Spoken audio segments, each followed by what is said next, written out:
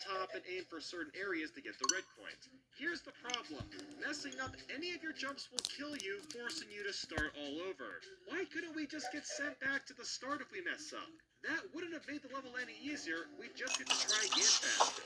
And I haven't even brought up the worst part, the completely broken and fragmented physics. For some godforsaken reason, Mario is always getting pushed to the middle of the stage. Look at this, I'm standing on this tiny pole on the left side, wanting to move right for the red coin.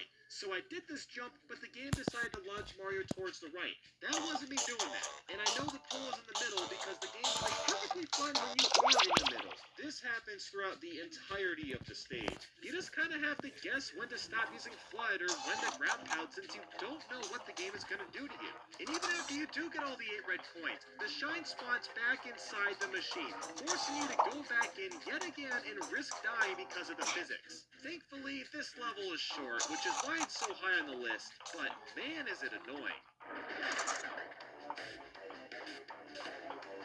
Mario Odyssey is definitely one of the easier Mario games out there, but like most modern Mario titles, they saved the hardest level for last, and Darker Side is no exception.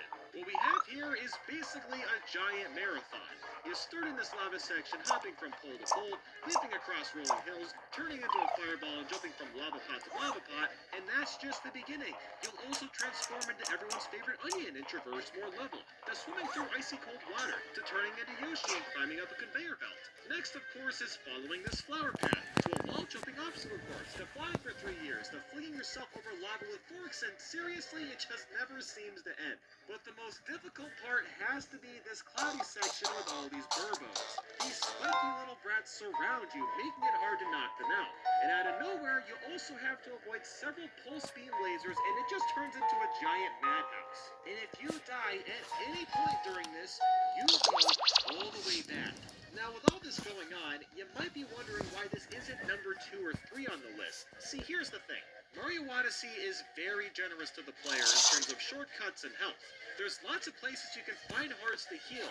Talking to this pyramid will actually get you 6 hit points. So that helps tremendously, especially in the cloudy section I talked about. But even more ridiculous is you can skip huge chunks of this level fairly easily. By shaking the controller while sliding with Glide On, you can gain ridiculously good height and skip that entire cloud section and the Donkey Kong section with ease.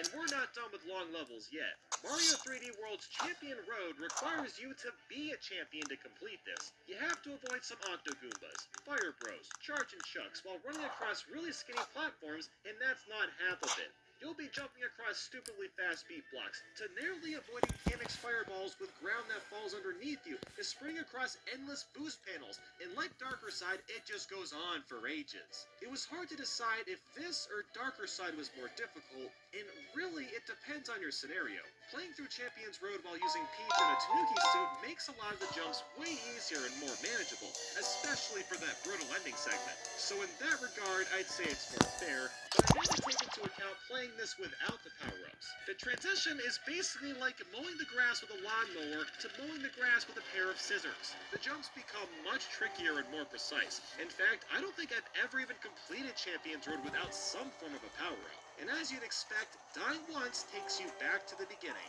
So factoring all that in, I'd say Champion's Road is slightly more brutal than Darker Side. Plus, you weren't given any mushrooms or power-ups on the stage to help out. You just gotta do it all at once.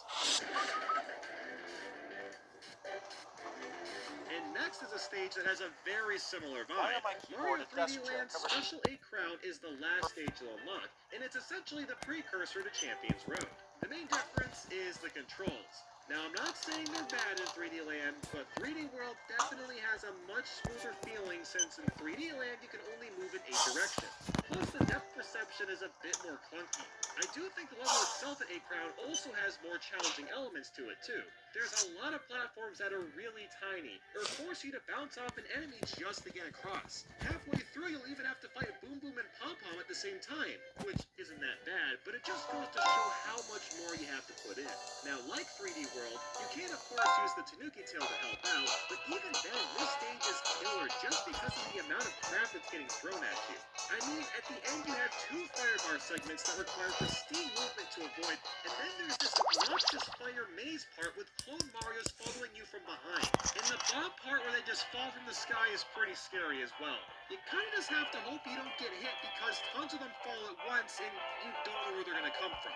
There's just a lot going on with this level, but this is nothing compared to what's coming up. Something needs to be said before we get into why C3 from Super Mario Bros. The Lost Levels cracked this list. In order to even play this level at all, you have to beat this game 8 times. That's right, 8 times.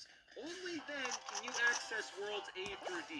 Now, most of these levels will put your skills to the test, but my god, C3 is next level BS.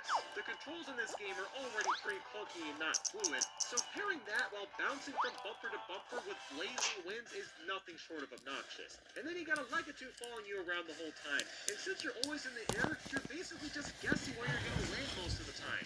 Maybe if the controls are more refined, this wouldn't be that bad, but this is one of those levels that just makes me hate video games. And it's also really ugly looking. It's all just filthy gray and white colors. There is just nothing appealing about this at all. The last level you play in Super Mario Galaxy 2 is quite possibly the most accurate title ever conceived. And that is, of course, the perfect run. We've already talked about the newer 3D Mario games where you just marathon through a giant linear level as your final challenge, and this game basically started that trend, but with one major difference, and that's the fact that you can't take a hit, like at all. So even if you die near the end, too bad, you go back to square one. This level doesn't play around. You don't get any secret hearts or health points, and all you got to help you is Yoshi at the beginning and Cloud Mario very briefly. The first part is entirely a Yoshi section, and while it looks like a pain to play, it's actually really simple if you just time your tongue grabs. The second section is also pretty easy. Just run fast and hit all the blue tiles. And next is a cloud section where you have to use your clouds to avoid surrounding electric walls. This part isn't too bad, but it's also really easy to slip up. See, the thing about this level is the sections beyond this actually aren't terrible if you practice a lot, but the fact that you can't take a hit just sits and feeds at you at the back of your mind. It's gonna bother you, make you feel paranoid, it makes you nervous, and the farther in you get, the more anxious you become, and the more likely you are to mess up. And the ending with all those hammer bros, that's not gonna help at all. You got flipping platforms and tons of hammers flying around. It makes your heart pound every time you get here. Dying at any point during this just feels like a huge defeat. It's almost demoralizing in this weird way that I can't even describe. But man, it is incredibly satisfying when you kill all those boomerang bros and do beat the level. You actually feel like a god the first time you do it because of the pure skill you must have to make it through. Now the level that's number 1 on the other hand